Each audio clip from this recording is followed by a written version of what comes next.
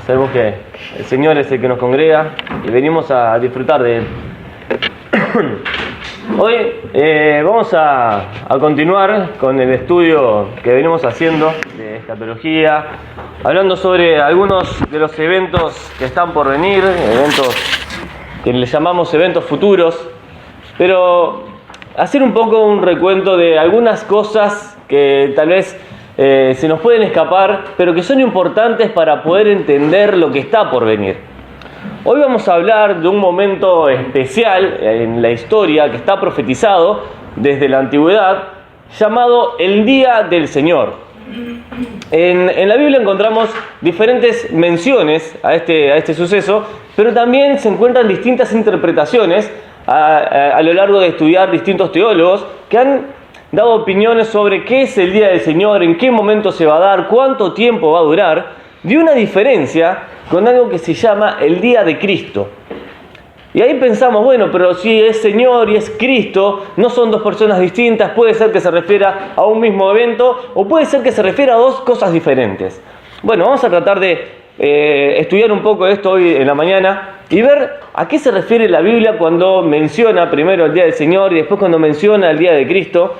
Pero antes de eso, estoy sacando un pequeño mapa, es una pequeña ilustración nomás, de algunas cosas que tenemos que tener en cuenta en cuanto a la cronología de los hechos históricos en la Biblia. Acá en el principio está, podemos decir que viene desde la eternidad hasta la eternidad. Esta es una línea cronológica. Podemos pensar que acá en el principio el Señor creó los cielos y la tierra, y Dios en determinado momento de la historia, Él elige trabajar con un pueblo especial, un pueblo llamado Israel. Y con Israel empieza a trabajar, y Él le da órdenes a Israel, le da la ley a Israel, y le dice: ustedes van a ser mi pueblo escogido, mi pueblo amado, ese pueblo que va a alcanzar a las naciones y que les va a mostrar que hay un solo Dios, un solo juez y una sola verdad. E Israel empieza a obedecer a Dios en un principio, conocemos la historia, y empiezan a desobedecer a Dios, se alejan de Dios. En determinado momento el Señor empieza a hablar claramente acerca de que Él iba a venir al mundo y que era necesaria no solamente un sacrificio como ellos tienen en la ley, sino un sacrificio perfecto para que las personas pudieran llegar a Dios sin que nada se los impida. Entonces empiezan a profetizar acerca directamente sobre el Señor Jesucristo. Sabemos que la primera profecía referida a la cruz, referida a Cristo, está en Génesis capítulo 3, y después vinieron todos los profetas hablando directamente del reino de Dios y del reino de Cristo. En el año 6, en el siglo 6 antes de Cristo, por esta época más o menos, tenemos el profeta Daniel. Y Daniel habla de una profecía que mencionaron el domingo pasado, esa profecía que está en Daniel capítulo 9, que es la profecía de las 70 semanas de Daniel. Cuando las primeras 7 se cumplieron en la reformación, cuando se reformó la ciudad, cuando se construyó el muro, pasaron 7 semanas, dijimos que son semanas de años, por lo tanto tenemos que pasar cada semana a 7 años y hacer la cuenta así de la cantidad de años que demoró en construirse la ciudad, construirse el muro. Después pasaron 62 semanas más, y recuerdo que hace unos 3 años atrás, o 4 años atrás, en el otro salón, hicimos un estudio específicamente de esa profecía de Daniel capítulo 9, hice la cuenta en el pizarrón, les mostramos el calendario lunar, cuántos días, que son 360 días el calendario lunar, cuánto tiempo tenía que tardar el Mesías en llegar, contamos todos los días y daba exactamente el mismo día que el Señor Jesucristo entró en Jerusalén en la llamada entrada triunfal. Y se cumplió eso. Antes de que el Señor Jesús viniera, hay un periodo de tiempo, que es este tiempo que tenemos acá, al que se le llama el tiempo de silencio. Son 400 años de silencio donde no hubo profeta en Israel, no hubo profeta en la tierra. Dios no le comunicó nada a su pueblo. Tenían los escritos de Moisés, tenían la ley, tenían las profecías de todos los profetas que habían escrito. Malaquías fue el último y hubieron 400 años de silencio. En ese momento empieza un periodo histórico que se llama la época de los macabeos, y diferentes batallas entre los macabeos que libraban Israel, que los hacían libres de los esclavos, y distintas batallas. Ahí comienza el Imperio Romano también. Comienza el Imperio Romano, Y bueno, cuando llega el Señor Jesucristo a la tierra, ya está el Imperio Romano establecido y están bajo el Imperio Romano todo el pueblo de Israel. Cumplida la semana número 69 de esta profecía de Daniel capítulo 9, dice que se le quitaría la vida al Mesías, mas no por sí, ¿no? Se le quitaría la vida al Mesías. El Señor Jesucristo murió.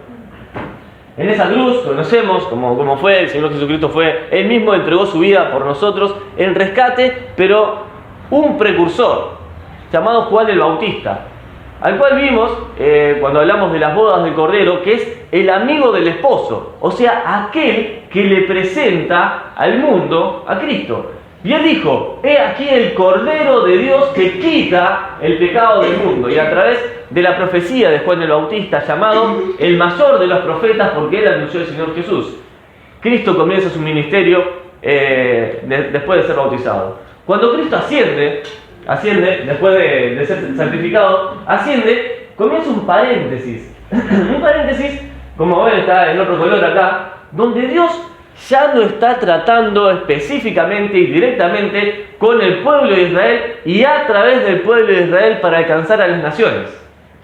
Este paréntesis, algunas personas le llaman el tiempo de la gracia, pero la salvación fue por gracia en toda la historia. Vivimos siempre por gracia, desde el principio de la eternidad, desde el principio de los tiempos, vivimos por gracia y la salvación ha sido por gracia y sigue siendo por gracia.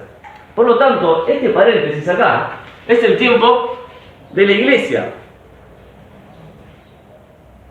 La iglesia comenzó después de la ascensión del Señor Jesucristo en Hechos capítulo 2, cuando desciende el Espíritu Santo, cuando las personas al recibir el Espíritu comienzan a hablar en diferentes idiomas, anunciando el Evangelio, y todos los que habían venido a Jerusalén a celebrar esa fiesta de los hebreos en Pentecostés, escucharon el Evangelio en su propio idioma.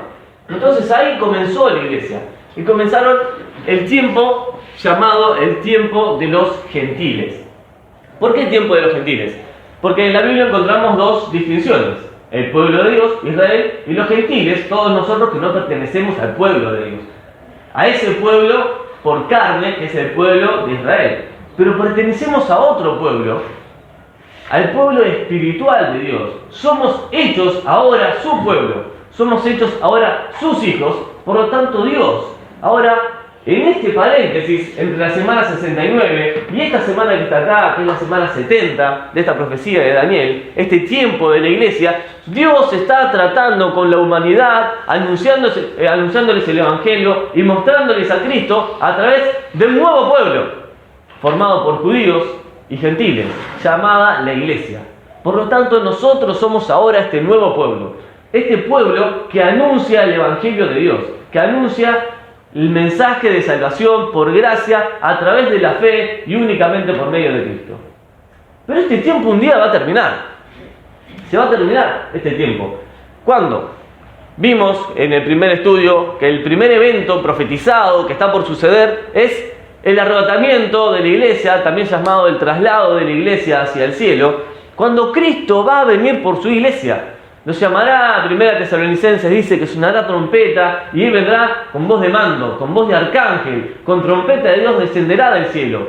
Los muertos en Cristo resucitarán primero y luego nosotros. Los que vivimos, los que hayamos quedado, seremos arrebatados juntamente con ellos para recibir al Señor en el aire. Qué lindo momento, ¿no? Cuando Cristo venga por su iglesia, cuando nosotros estemos delante del Señor para siempre, por toda la eternidad. Y esto va a ser acá, al fin de este paréntesis en la historia del tiempo de Dios con nosotros. Seremos arrebatados y estaremos con el Señor. Luego de eso, está el tribunal, o también es llamado el Bemá. El tribunal, no sé si se lee bien de fondo, pero bueno, ahí dice tribunal. El tribunal de Cristo, el Bemá de Cristo, en algunas traducciones van a llamar en el griego original es el Bimá o Bemá, que es un lugar donde se paraba el juez en esos Juegos Olímpicos, donde corrían, y estaba aquel juez dispuesto a coronar a aquel que había ganado la carrera, que había acabado y que se llevaba el premio, el galardón de Dios, el Bemá, ese lugar donde todos anhelaban subir, porque no era un lugar de castigo. no era un lugar donde las personas iban a ir a sufrir, a ser castigadas, sino que iban a ir a ser coronadas, a ser premiadas por ese juez que había visto todo lo que había dicho, había visto su desempeño y de acuerdo a su desempeño recibía la corona que merecía. Nosotros hoy en día estamos corriendo esa carrera, estamos en una carrera llamada la vida cristiana y al final de esa carrera vamos a ir al Bema, a ese tribunal donde va a estar el juez y no nos va a condenar porque no es un tribunal de condenación sino de recompensa, nos va a dar la corona que merecemos. No la que nosotros queramos o la que nos gustaría tener, sino la que merecemos. El atleta es premiado por lo que hizo. Los creyentes van a ser premiados por lo que hicieron. Es un tribunal de recompensa conforme a lo que cada uno haya hecho. No conforme a lo que yo quiero ser, sino conforme a lo que hice y con el corazón dispuesto y sensible delante de Dios. Vimos en 1 Corintios capítulo 3 las obras que el Señor va a identificar. Hechas con oro, plata, piedras preciosas, oveno, madera, hojarasca. El Señor va a recompensar a cada uno conforme a lo que haya hecho. Luego de esto vienen las bodas del Cordero. Y aquí es la presentación. La presentación de las bodas, la presentación de la novia, de la esposa, delante del Padre.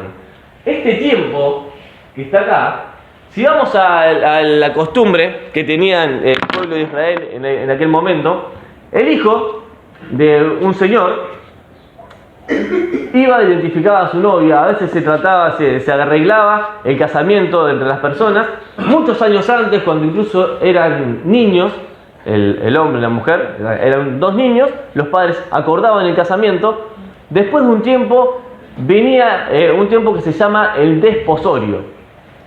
El desposorio es cuando el hombre iba a preparar la casa para su esposa, iba a preparar el lugar donde iban a vivir.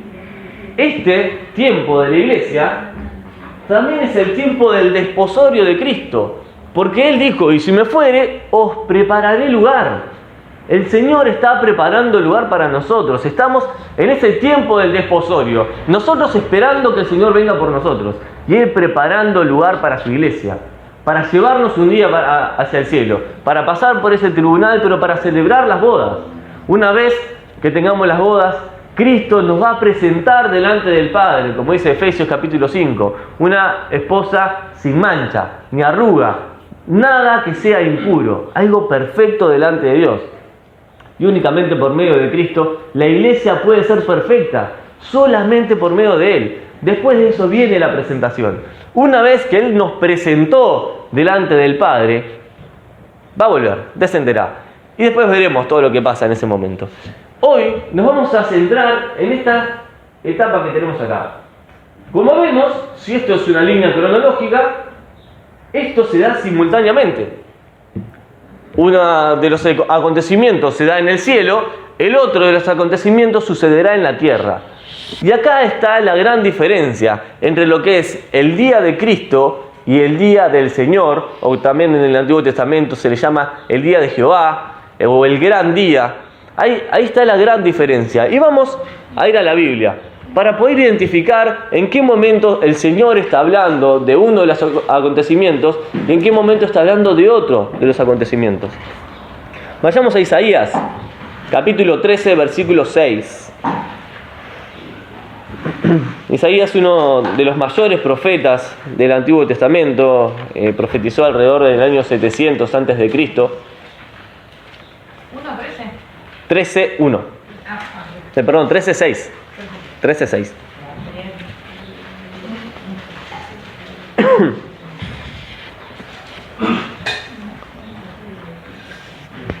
Isaías capítulo 13, versículo 6. Dice: aullad, porque cerca está el día de Jehová. Vendrá como asolamiento del Todopoderoso. Y Ezequiel capítulo 30, versículo 3, si quieren yo se los leo nomás.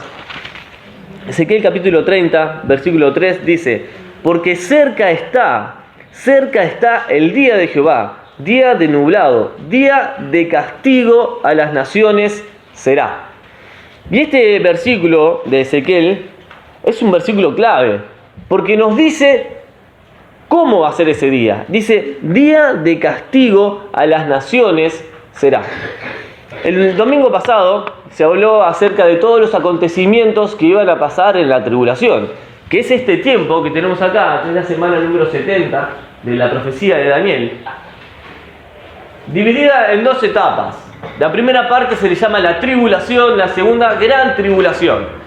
3 años y medio y 3 años y medio. Daniel la presenta como sucederán tiempos y la mitad de un tiempo. Y hace referencia a lo mismo, tiempo, 1 año, tiempos, 2 años y la mitad de un tiempo, medio año. Son 3 años y medio la primera parte, llamada tribulación, y 3 años y medio la gran tribulación.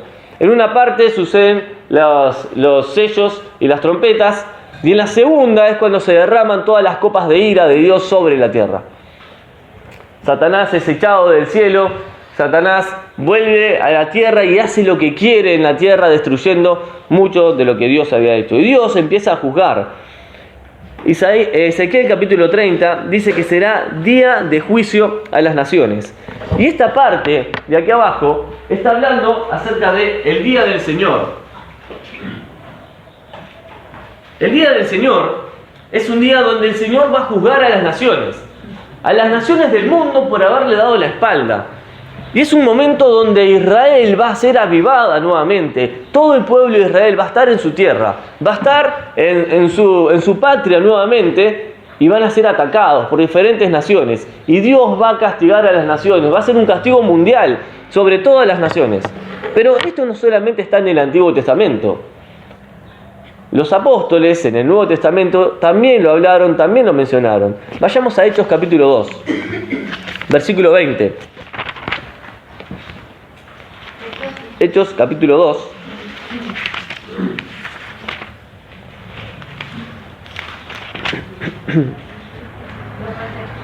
(2:20).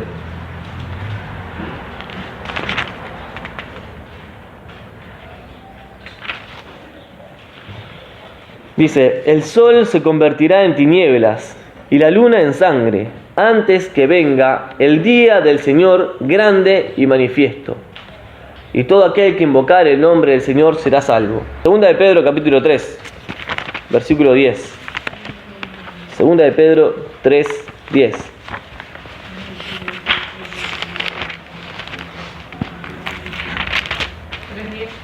Segunda de Pedro capítulo 3, versículo 10.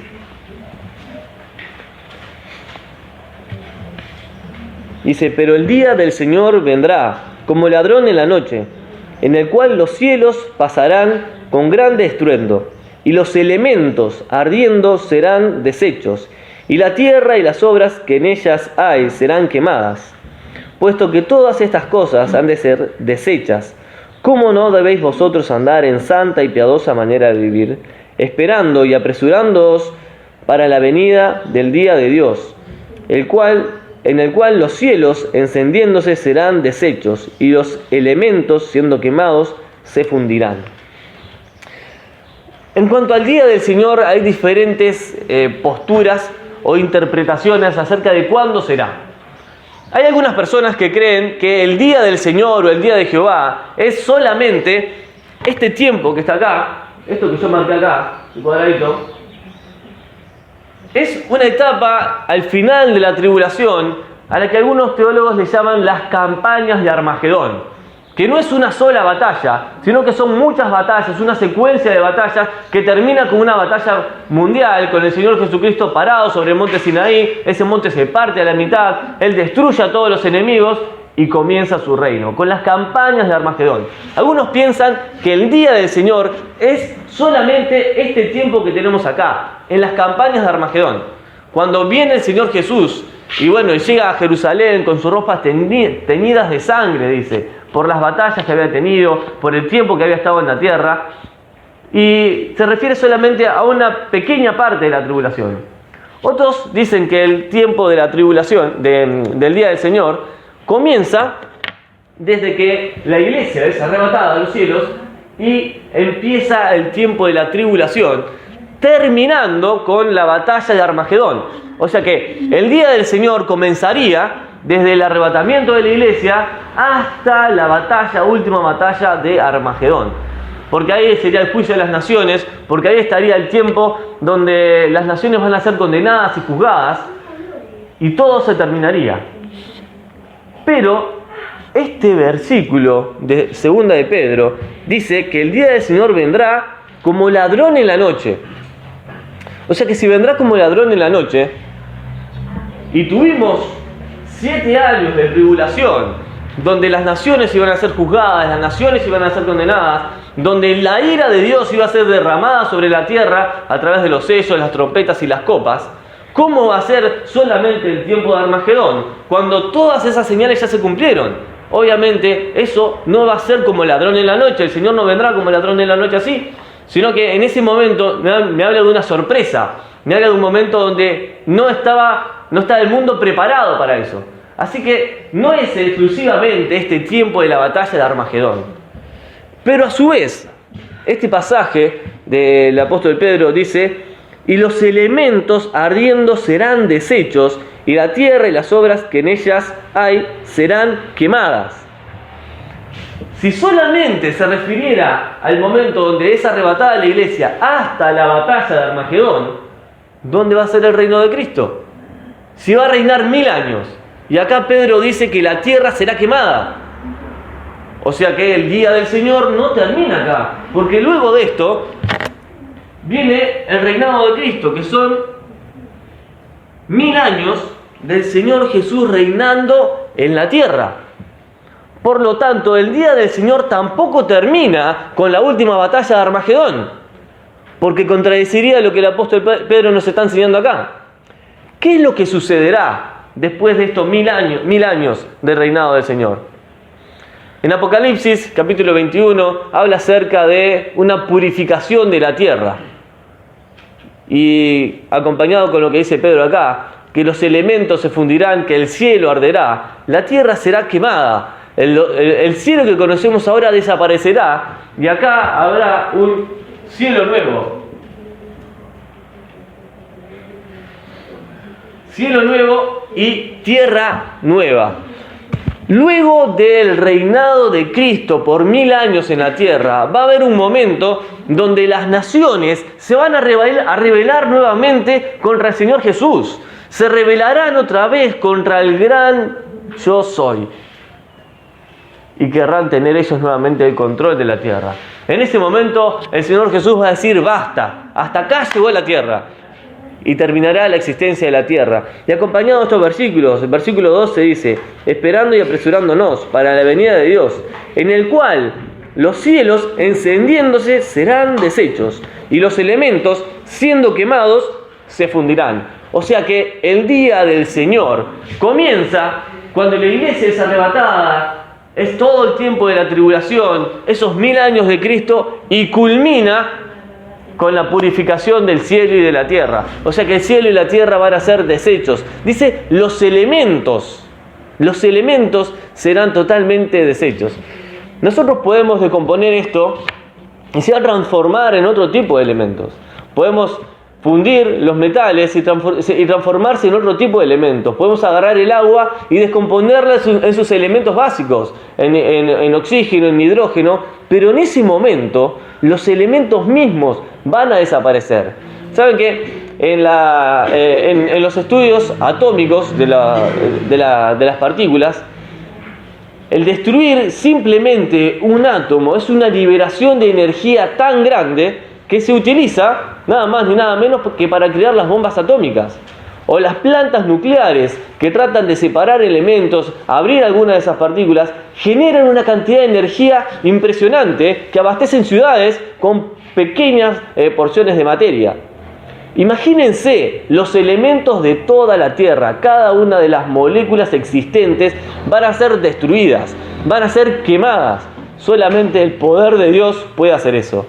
Hay un colisionador de partículas en Suiza que han invertido miles de millones de dólares en tratar de crear nuevamente a eso que se le llama el Big Bang, o el comienzo de la existencia de la historia del universo.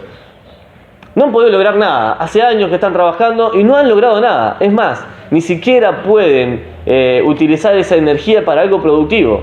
Sin embargo, Dios en un solo momento va a poder destruir cada una de estas partículas. Hoy en día la ciencia no lo puede hacer. Es más, es algo incontrolable para el hombre. Einstein, que fue uno de los grandes científicos, descubrió esto con su teoría de la relatividad, profundizando específicamente en la energía acumulada en la materia, con esa ecuación que muchos conocemos, que la energía es igual a la masa por la velocidad de la luz al cuadrado. Todo eso, en esa simple expresión, se engloba muchísima información acerca de la energía del universo. Es incontrolable para el hombre la cantidad de energía que hay en este planeta. Sin embargo, Dios en un solo instante lo puede eliminar todo. Ese es el poder de nuestro gran Dios. Y este es el día del Señor que está profetizado en la tierra. Pero los eventos que sucederán acá en el día del Señor, en primero va a haber un juicio al mundo entero, va a haber un juicio a las naciones también, antes cuando termine la tribulación y comience el milenio, un juicio a las naciones, la bestia, el falso profeta, una cantidad de personas que van a desviar la atención de Dios, van a ser juzgadas y condenadas. Pero lo más importante es que la tierra va a ser purificada, el pecado va a desaparecer de la presencia de nosotros. Y estaremos a partir de ese momento para siempre con el Señor. Y allí continúa la eternidad. Y solamente Dios sabe lo que va a pasar después. Nadie de nosotros sabe lo que va a pasar. Solo Dios sabe, está en su puro conocimiento y nada más. Pero, ¿qué hay del día de Cristo? Vamos a la Biblia. Y vamos a ver un versículo donde aparece el llamado día del Señor Jesucristo. Y parece como que se refiere a los dos. Pero vamos a ver. 1 Corintios capítulo 1, versículo 8.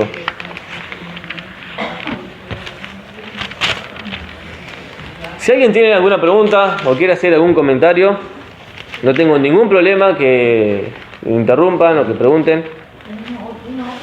1 Corintios 1, 8. En cualquier momento pueden hacerlo, ¿sí?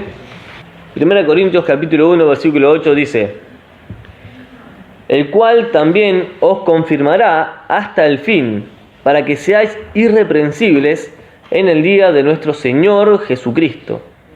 Capítulo 5, versículo 5, un par de páginas adelante.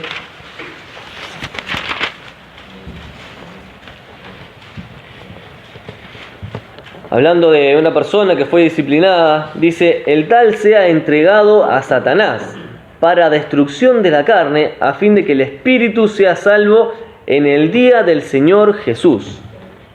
Vamos ahora a Filipenses, capítulo 1, versículo 6. Dice: estando persuadido de esto, que el que comenzó en vosotros la buena obra, la perfeccionará hasta el día de Jesucristo. Versículo 10 del mismo capítulo dice: para que aprobéis lo mejor, a fin de que seáis sinceros y irreprensibles para el día de Cristo. Capítulo 2, versículo 16, de Filipenses también. Dice: asidos de la palabra de vida, para que en el día de Cristo yo pueda gloriarme de que no he corrido en vano, ni en vano he trabajado. A ver, ¿notaron la diferencia del tono con el que se habla acerca del día de Cristo? ¿Qué pasaba con el día del Señor? Hablaba de juicio, destrucción, de la purificación de la tierra, o sea, un panorama no muy agradable. Pero cuando empieza a hablar del día del Señor Jesucristo, o del día de Cristo, lo habla de una forma distinta, como con gozo esperando ese día. 1 Corintios capítulo 1, versículo 8, habla del día del Señor Jesucristo. ¿Y por qué? Porque algunos pueden pensar que cuando hablan acá acerca del día del Señor, o aquí arriba, el día de Cristo, puede referirse a dos personas diferentes. Bueno, hablamos del día del Señor, por lo tanto nos referimos a Dios el Padre, porque Él es el Señor. Pero cuando hablamos del día de Cristo, nos referimos al Hijo, porque Él es el Cristo. ¿Pero Él no es el Señor Jesucristo? Por supuesto que sí. Por lo tanto, ¿de quién está hablando? Es de la misma persona. El Señor Jesucristo es el Dios todopoderoso, omnisciente, omnipresente, que está en todo lugar y que nadie puede contradecirle. Él puede estar en el cielo junto con nosotros, en ese tribunal, presentándonos delante del Padre en las bodas. Pero en el mismo momento, el día del Señor va a estar sucediendo con gran tribulación durante la tierra, en la tierra. Son dos eventos que se van a dar simultáneamente, en el mismo periodo histórico, pero en dos lugares diferentes. El día de Cristo es un día de esperanza, es un día de gozo, un día de alegría. El apóstol Pablo dice: asidos de la palabra de vida, para que en el día de Cristo yo pueda gloriarme de que no he trabajado en vano. Él espera ese día con gozo, con alegría, porque el día de Cristo va a suceder en el cielo. Es parte de la iglesia. Cuando es arrebatada, como que pega un salto a la iglesia hacia el cielo. En la tierra continúan sucediendo un montón de eventos, mientras que la iglesia está en el cielo, celebrando el día de Cristo, porque Cristo ya vino por la iglesia.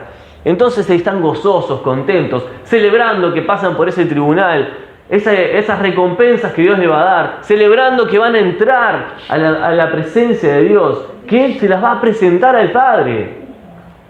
Nosotros vamos a ser presentados delante del Padre como algo perfecto, sin defecto, sin mancha ni arruga. Ese es el día de Cristo. Muchas veces vemos que hay personas que dicen: no, el día de Cristo va a ser un día tremendo, horrible. Bueno, pero ¿de qué lado vas a estar? Para mí va a ser un día de gozo, va a ser un momento que estoy deseando vivir, porque Cristo me va a llevar a su presencia, porque voy a disfrutar de estar en la presencia de Dios, voy a disfrutar de ese momento frente a Él con todos mis hermanos, adorando a Dios, adorando al Padre, y por toda la eternidad. Luego vendremos a la tierra, porque el día de Cristo comienza con el arrebatamiento de la iglesia. Termina con la presentación de Cristo, de la iglesia de Cristo frente al Padre. Y luego de ese momento volvemos o venimos con el Señor a la tierra para ese reino de los 1000 años. ¿Por qué? Porque la esposa de Cristo va a reinar juntamente con Él, va a reinar con el Señor Jesús durante esos 1000 años. Y voy a hacer una aclaración aquí.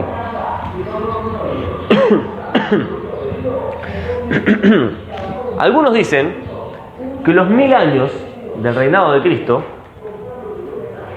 es el tiempo profetizado del rey, cuando Dios le dijo a David que su trono iba a ser perpetuo.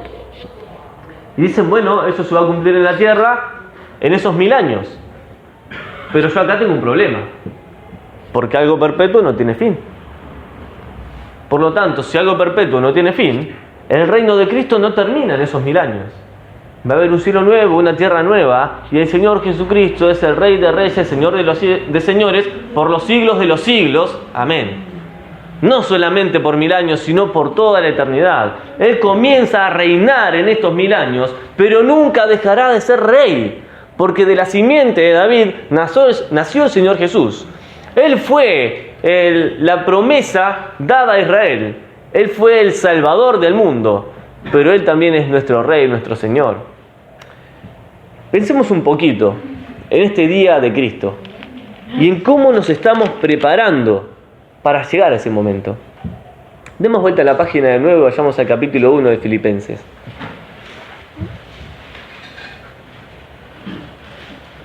El versículo 6 dice: estando persuadido de esto, que el que comenzó en vosotros la buena obra, la perfeccionará hasta el día de Jesucristo. Y acá tenemos algo importantísimo. Lo primero que tenemos que entender acá, que el que comenzó la obra en nosotros es Dios. Dios no hace cosas inconclusas, no hace cosas a medias, no hace cosas defectuosas. Él está trabajando con su iglesia. Y recuerdo algo que dijo Samuel Pérez Millo en la conferencia en Semana Santa. Él dijo: la iglesia de hoy es la mejor iglesia de la historia. ¿Por qué? Porque Dios está perfeccionando su iglesia. Y si tiene 2000 años de perfeccionamiento de Dios, es porque la iglesia en el presente es la mejor versión de la iglesia que tenemos, porque Dios está perfeccionando la iglesia y Dios no puede contradecirse. Por lo tanto, hoy estamos disfrutando de ser ese fruto del perfeccionamiento de Dios de la iglesia. ¿Tenemos defectos? Los seguimos teniendo. ¿Se ha cumplido completamente este versículo? Y no, porque todavía no ha venido el día del Señor. Por lo tanto, hasta ese día el Señor nos está perfeccionando.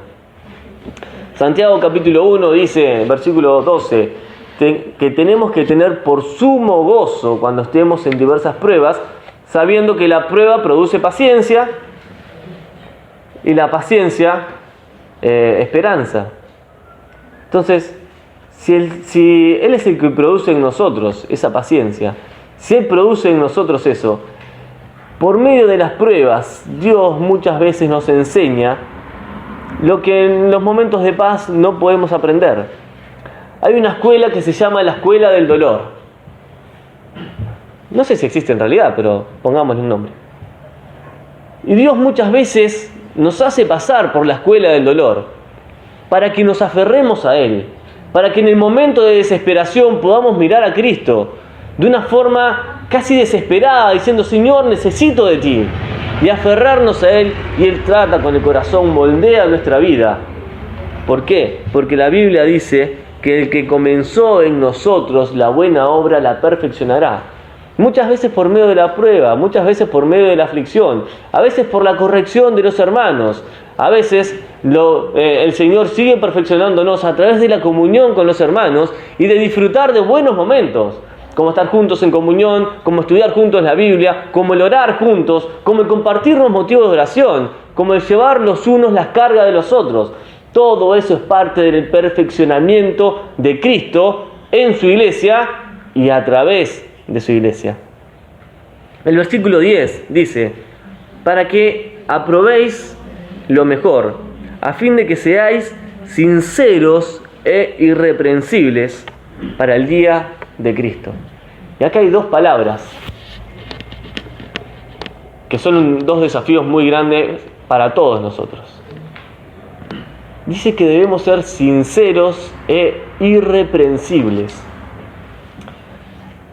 Si vamos a la etimología de la palabra sincero, tenemos que remontarnos a la época antigua, donde los jarrones que se hacían de arcilla, a veces se colocaban al sol y como no estaba bien hecho el tratamiento, el sol los secaba rápidamente y esos jarrones se quebraban y se rajaban.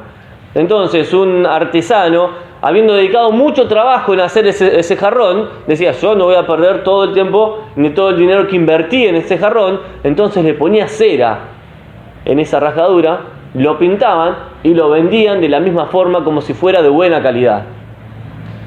Eso es un engaño. Ser sincero es ser algo auténtico, ser alguien auténtico. Sí, Never. Sincera. Es así, literalmente debería ser sincera. ¿Sí? Sincera. El jarrón ese, cuando tenía cera, es porque estaba remendado. Y no era un jarrón auténtico, lo vendían como algo perfecto, bueno, pero no era sincera, no era sincero. Y esto aplicado a nosotros, ¿cómo nos presentamos delante de los demás? Muchas veces es como que estamos maquillados, ¿no? Mucha cera por arriba, y vemos algo perfecto, hermoso, lindo, pero ¿cuánta cera tapa las grietas de nuestra vida? Esas grietas solamente Cristo las puede sanar, solamente Cristo puede hacer de esa arcilla algo nuevo. Como lo hizo con el alfarero, dice: de esta misma masa voy a hacer algo perfecto, algo mucho mejor. Seamos sinceros entre nosotros, seamos sinceros con nosotros mismos. Muchas veces no somos sinceros con nosotros y nos mentimos a nosotros mismos pensando de que somos mejores que otros, y no es así. Seamos sinceros como iglesia, seamos sinceros en nuestro trabajo. A veces por zafar de algunas cosas terminamos no siendo sinceros, terminamos mintiendo, terminamos diciendo cosas que no son reales. Y por más pequeño que sea, eso ofende a Dios, lastima a las personas, pero sobre todo me aleja de Dios. ¿Por qué? Porque el pecado me separa de Él. El pecado no me deja tener comunión con Dios. El pecado no me deja disfrutar de la comunión con Él. El pecado no me deja disfrutar de la comunión con los hermanos. El pecado no permite que una iglesia avance. El pecado no permite que los creyentes crezcan espiritualmente. El pecado nos estanca. Quitemos la cera. Dejemos que Él nos arregle. que Él continúe la obra en nosotros. Y la segunda palabra es irreprensible. Y podemos hablar mucho de esta palabra, pero algo irreprensible es como un jarrón sin manija, ¿sí? No tiene lugar por donde agarrarlo. O sea, ser irreprensible es como decir, bueno, no hay nada que puedan, no hay nada en mi vida de donde me puedan agarrar para decir esto está mal. Ser irreprensible es no tener nada que esconder, es presentarnos como somos sin nada que ocultar. Eso es ser irreprensibles. Vaya, qué desafío, ¿no? Porque creo que todos nosotros tenemos alguna manijita por algún lado donde nos pueden agarrar y acusar de diferentes cosas. Pero si el apóstol Pablo, inspirado por el Espíritu Santo, nos dice, sean irreprensibles. Es un desafío que debemos tomar. Es quitar esas cosas que nos estancan, que nos separan de Dios, que no nos dejan avanzar en la vida cristiana. Es más, que nos hicieron alejar de la vida cristiana y volver a Cristo, volver a la comunión con Él. Porque si no somos irreprensibles es porque estamos escondiendo el pecado. Estamos escondiendo, porque cuando algo sale a la luz es porque ya venía en el corazón de hace mucho tiempo. Dios quiere que seamos sinceros e irreprensibles, que no haya nada malo en nosotros, sino que al presentarnos delante de Él podamos hacerlo en adoración, sin tener vergüenza ni temor, siendo sinceros e irreprensibles. Y un último desafío, lo encontramos en el capítulo 2, versículo 16. Y es casi una orden.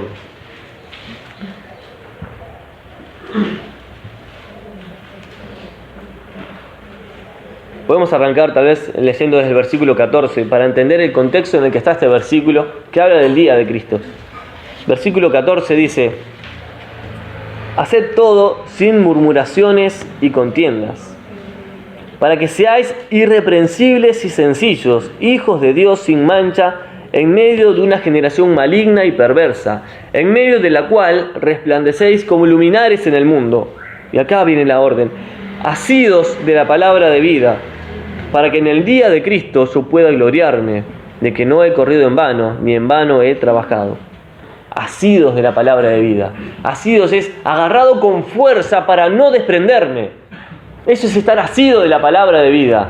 ¿Cómo me voy a agarrar de algo con fuerza para no desprenderme? Es porque en eso está mi seguridad. Si estoy ahogándome y mi último recurso es un salvavidas, voy a prenderme de ese salvavidas, agarrarlo con fuerza y no soltarme de él, porque es mi salvación, es lo que me lleva a estar con vida. Asidos de la palabra de vida, llenos de la palabra de Dios. Asidos de la palabra de vida es estar unidos a Dios, es tener la palabra de Dios como principal tesoro de nuestra vida, como la base de nuestra fe, como el fundamento de nuestra fe cristiana. Asidos de la palabra de vida. Y acá tenemos que pensar, a ver, yo mismo primero, Señor, ¿cuánto tiempo durante mis días, durante mi semana, lo tengo con tu palabra? Y la verdad, muchas veces termino una semana y me da vergüenza pensar en el tiempo que tuve con la palabra de Dios, porque fue muy poco. Y otros momentos explota el corazón de alegría y de gozo por haber pasado mucho tiempo con el Señor. Pero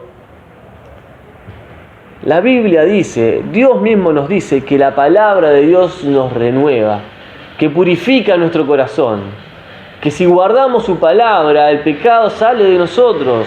No es porque no va a venir a mí, porque mi carne sigue siendo mía y sigue estando adentro y sigue siendo mi enemigo, sino que si yo me lleno de la palabra de Dios, voy a buscar lo que está en mi corazón. Y si en mi corazón está la palabra de Dios, voy a desear hacer lo que la Biblia dice.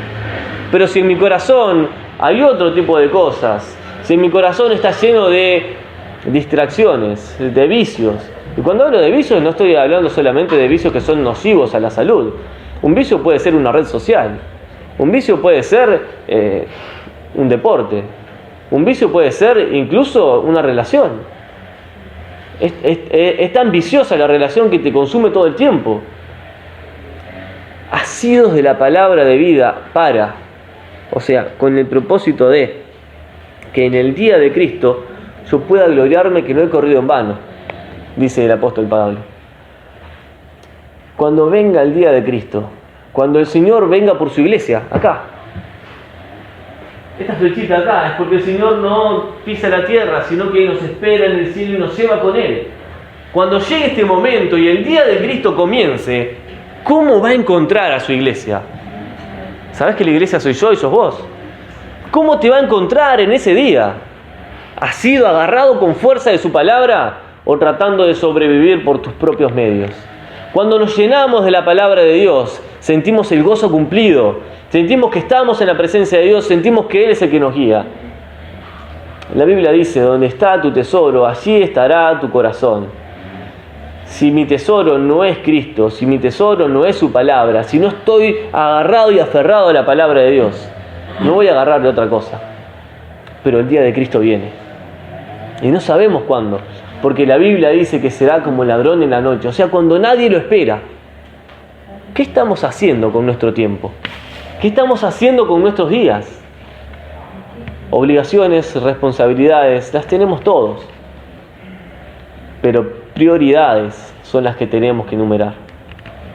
Cuando enumeramos las prioridades, Dios debe estar por encima y todo lo demás por debajo. ¿Saben por qué? Porque cuando decimos primero Dios, segundo la familia, segundo, tercero tal cosa, y así numeramos una lista, cuando hacemos una lista que Dios la encabeza, podemos transgiversarla, cambiar el orden en cualquier momento. Pero si decimos Dios está por encima y todo lo demás está por debajo, estar con Él es mi prioridad, todo lo demás se acomoda a eso. Pero el primer lugar, lo primero nunca se mueve porque Dios está delante y todo lo demás está debajo. Dios debe ser nuestra prioridad, mi tiempo con Él, adorarle a Él, obedecerle. Tenemos en el Antiguo Testamento un montón de versículos que dicen que Dios quiere obediencia y no sacrificios. Porque Dios quiere que le obedezcamos, Dios quiere que le sigamos, Dios quiere que le conozcamos. Porque el día de Cristo viene. Yo admiro a las personas que vivieron en el siglo I y decían, el día del Señor llega, ya va a llegar. Y miren cómo predicaron el Evangelio y llenaron el mundo conocido con la palabra de Dios. Porque ellos estaban convencidos que en sus días podía llegar Cristo. ¿Estamos convencidos de eso? Cristo viene. Cristo viene. ¿Y si fuera hoy? ¿Cómo va a encontrar a su iglesia? Hermanos, tenemos un panorama de gozo y un panorama de juicio. Gozo de la iglesia es estar en el día de Cristo. Pero preparemos nuestro corazón para que el gozo sea cumplido delante de Dios. Pero para que nos acerquemos a Él y doblemos nuestras rodillas en oración, dándole gracias, y no doblar las rodillas avergonzados, porque no hicimos lo que debíamos hacer. ¿Oramos? Hermanos, dejamos por acá. Padre, Señor, estudiar estos temas nos impulsan hacia adelante, nos hacen palpitar que tu venida está cercana, que en cualquier momento tú podés llegar. Que vendrás por nosotros y estaremos contigo para siempre. Señor, qué gozo, qué alegría estar en tu presencia.